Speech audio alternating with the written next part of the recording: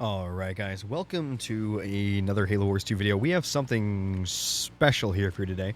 One of the things I like being known for the most in Halo Wars 2, believe it or not, is actually inventing and reinventing the meta. It's something I've done for a long time. I'm sure you guys already know about the whole, the Goliath thing, the barracks first, selling your pads when you reach Tech 2. That way you can put down a garage or a barracks to double pump tier 2 units faster. Using turrets to attack buildings, putting mines on the back of turrets. All these little things you see today all the time are things that at one point nobody did. The Phantom meta, the list goes on and on, but there are a lot of things that I invented for Halo Wars 2 in terms of strategy and meta and things going forward that most people don't even realize today. They take it for granted. But there was a time where nobody did any of these things.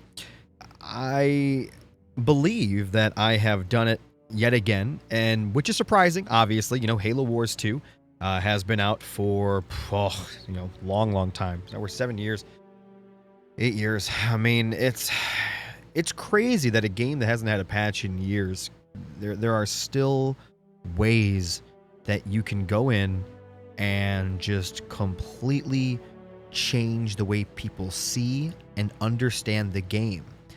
Now, in particular today, what we are going to be doing is showing you something extremely special. This is something that nobody has ever seen before. Not in the entire time the game has ever been out. Nobody has ever done this before, not even on accident. It's one of those things that you would just never think of.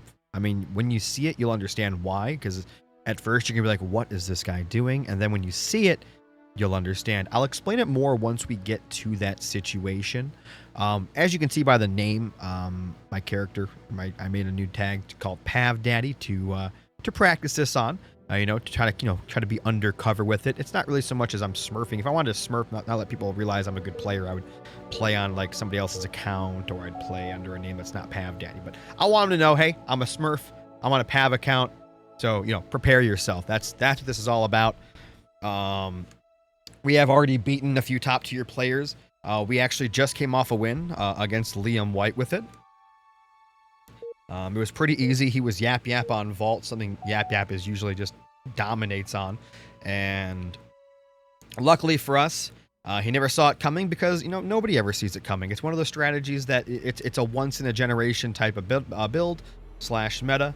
And you guys are going to see it here. I'm going to guide you through it, slowly but surely. And we'll see what you guys make of it. You can guess it. Tell me in chat what you think is going to happen here. If you guess it right, I'm going to call you a cheater, because that means you skipped ahead. But, yeah, so we're going to be on Rift here. Not the best map, but not the worst map for the strategy. We're going to start off with a chopper. The main aim of the game here is going to be just surviving. And good luck to Looking Bill.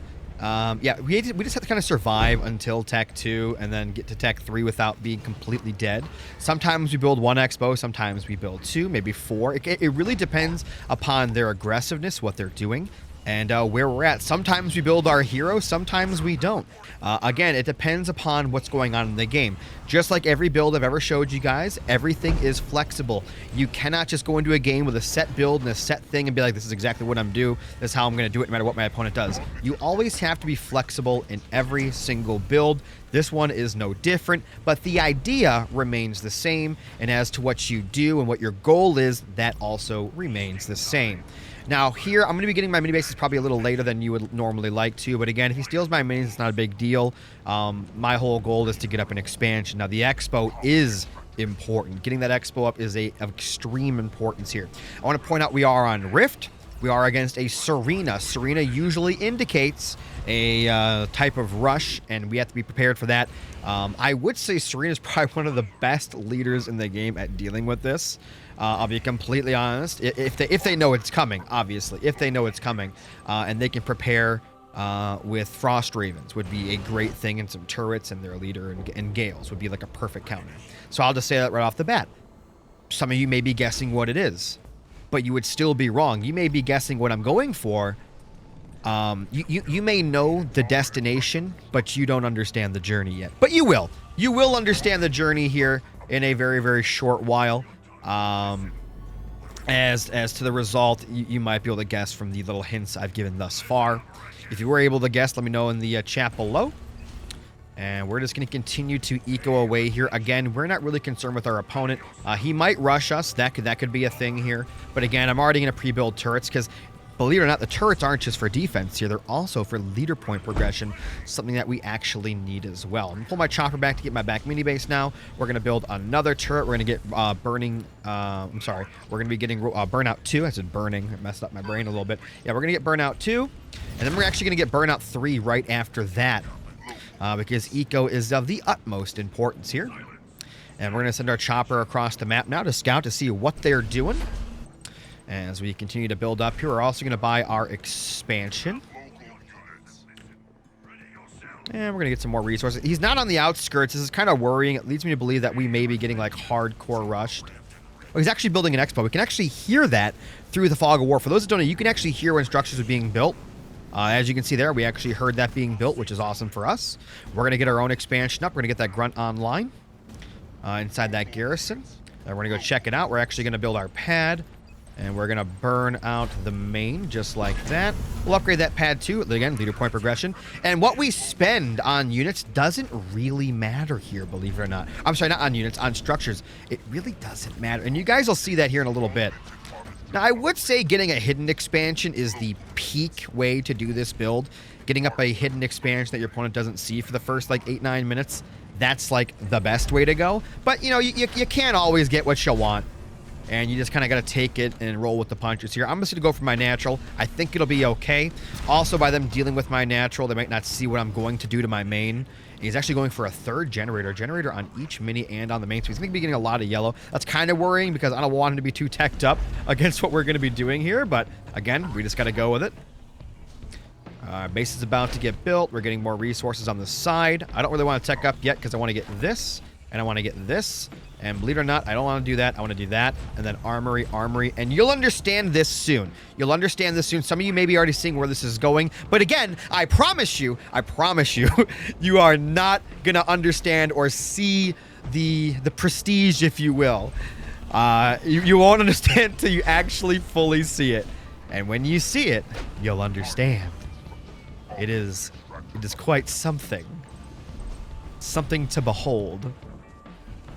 We're going to have that third gen. Again, this is different. Obviously, if I saw an earlier armory and an earlier barracks, what I would be doing is going for my leader out faster. I'd be getting more turrets up. I'd put a barracks on this base to build suies. And again, this doesn't really slow down the build if I have to do that. I'm just choosing not to because I don't feel that I need to. I'm going to bring that chopper back in. I want to bring it up here on the high ground just to see if he's coming yet. We're going to get Burnout 3. I'm going to start building some pads on here. I'm going to get some turrets in the back. I'm going to build a third armory. I know it's crazy. I know, guys, it's crazy. Believe it or not, I beat Liam White this way. I beat, was it Dark Angel or Psychic Wizard? Somebody I beat. Alphon Goey or whatever his name. I beat a bunch of good players. I plan on beating more good players with this. And he is triple barrack, so we actually have to prepare ourselves here. So what we're going to do is we're going to get a pad up. We're going to cancel that, get an actual shield gen up. And we're also going to start getting our leader upgraded, and we're going to build our leader. So again, this will slightly delay the build, but not really. And you guys will see here, I'm going to hold this burnout because I actually need to time it right. And we're going to get that shield gen. We're going to put a watchtower in the front. The reason we put watchtowers in the front right now, they will be turrets, but we're going to put watchtowers in the front because if he comes in and attacks us, the watchtowers, for some reason, I don't know what the game's coding looks like. I don't know why. But what we do know is that units will attack random structures that are being built, and watchtowers don't really cost anything in this scenario. The other thing we could do is actually build a barracks in the back, get a few rangers out for underneath the shield. He's coming in now. We got the leader already being built right now, though, on the other base there. We're going to get the upgrade, too. Shield will come in right as he gets to our base. I'm going to be building, I believe, another one here in a second. Again, shields up. We got 4 turrets here. We got our garrison. That way you can't just jump in there and mess with us. Pav Daddy is out. We're going to pull him to the back. Remember, things can still get frozen underneath your shield. So keep that in mind. We put another barracks here, you know. Always a little worrisome.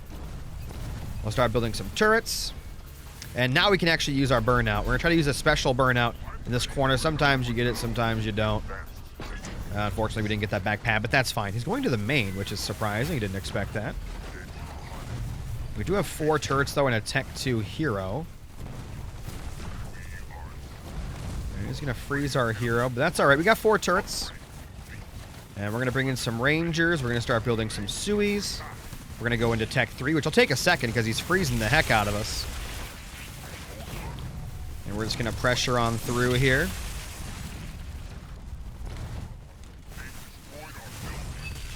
He's freezing us quick.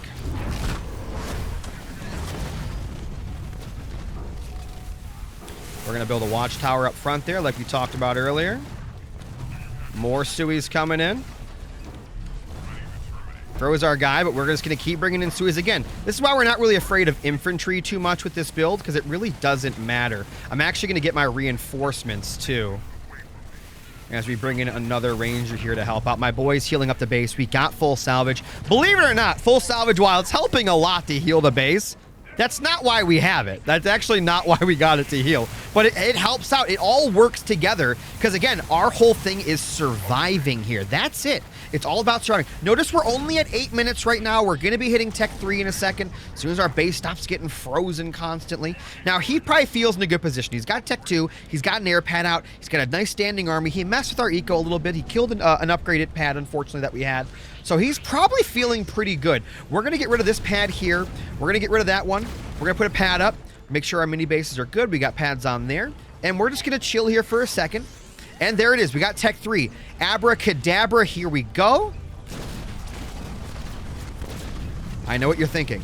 I know what you're thinking. I know what you're thinking. What is this guy doing? Look at my money. Look at my money. Do you guys see this?